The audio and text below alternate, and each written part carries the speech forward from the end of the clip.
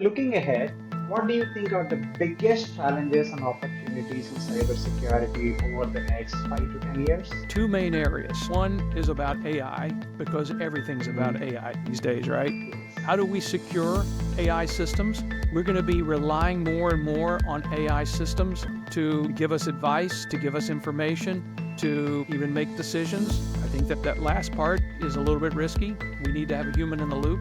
But if an attacker knows that, then they're going to attack the AI. They will burn it to the ground with a denial of service so it's not available and we're dependent on it.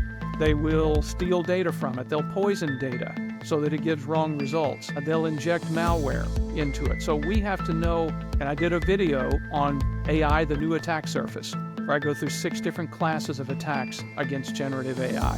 So I recommend folks taking a look at that. That's going to be one of our big challenges, is figuring out how to secure this new attack surface that we've introduced. And another big one that's coming, looming a little further out on the horizon, but not infinity, presumably within our lifetimes for sure, next maybe few years, 5 to 10 years maybe, is the effect of quantum computing on cybersecurity, specifically on cryptography.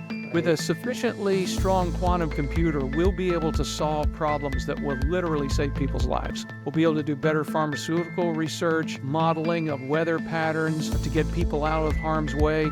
I mean, literally, people will live as a result of quantum computing and its ability to do modeling that we can't do on classical computers today.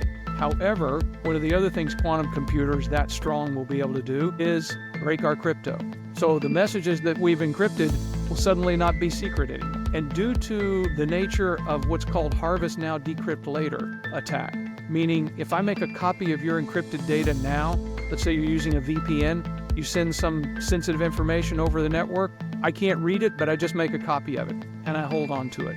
And I wait for the future to come to me. One day I'll have access to a quantum computer. I don't have to buy one.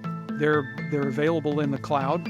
So all I do is just rent it and feed that data into it, have it crack the message, and now I'll have access to it. So what can you do? The good news is the U.S. National Institute of Standards and Technology has come out with a set of quantum-safe crypto algorithms that they believe will be able to withstand the attack, the cracking efforts of a quantum computer. The bad news is most people aren't converting over to it yet.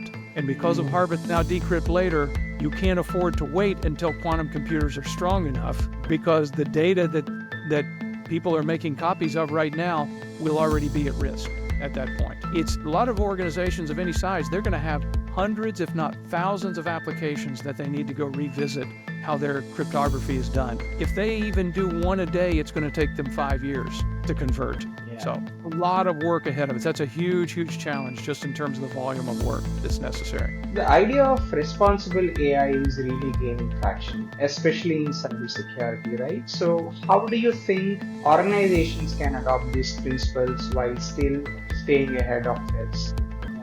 Yeah, responsible AI. Yeah, exactly. So AI, one of the problems with generative AI is that it can hallucinate. It can say a lot of things that aren't true. I've got a presentation that I've done a number of times where I show examples of well-known chatbots saying things that are not true about me.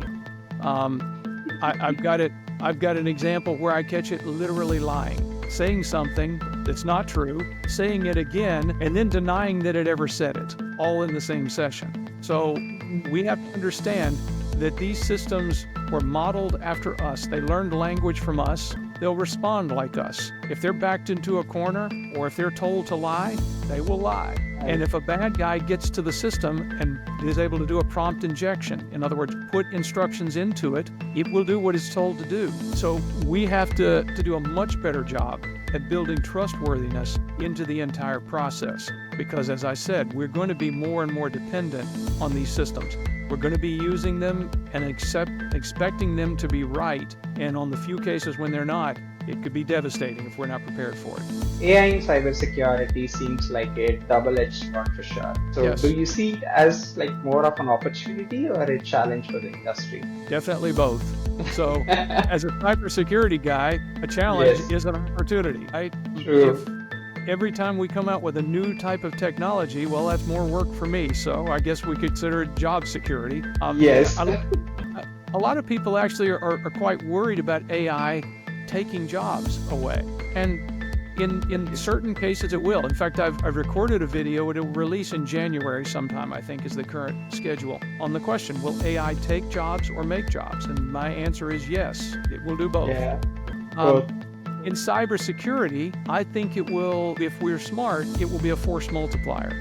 We already know the bad guys are going to be using it to improve their attacks. I'll give you one example. Imagine a phishing attack. One of the things that we train people to recognize a phishing email is look for bad grammar and spelling errors and things like that. Well, if I go to a chatbot and have it write it, it'll be perfect grammar.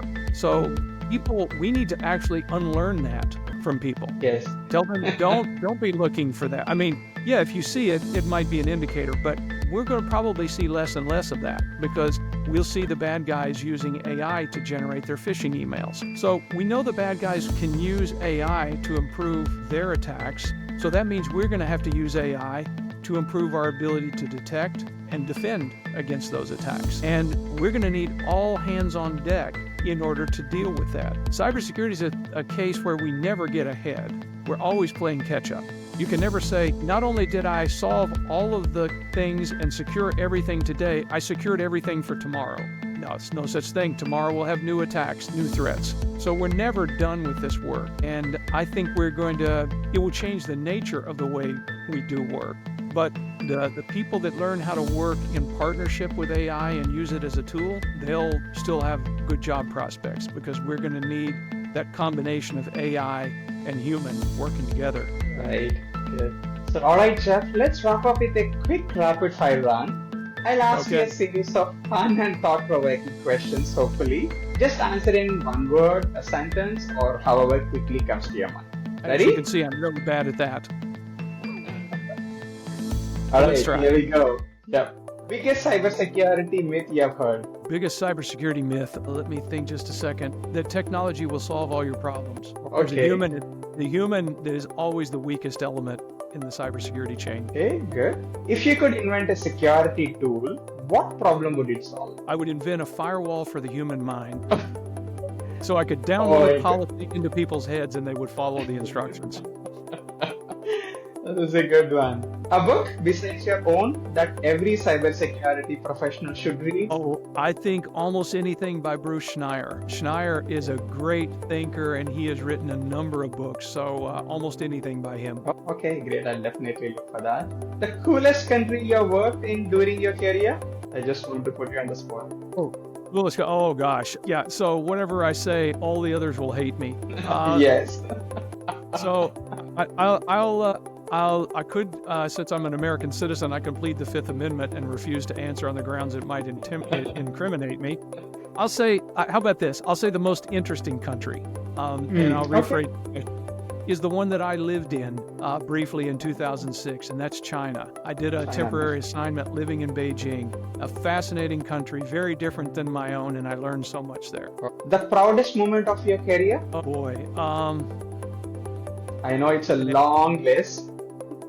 So I'll give you an unexpected answer. The day I was hired. Oh wow, that was like 40 years ago maybe? 42 years ago, when I was a college student and I was working in a furniture warehouse and moving furniture around, and I got the call from IBM that they'd like to interview me, and I then got hired not long after that. So yeah, that was the game changer. Wow.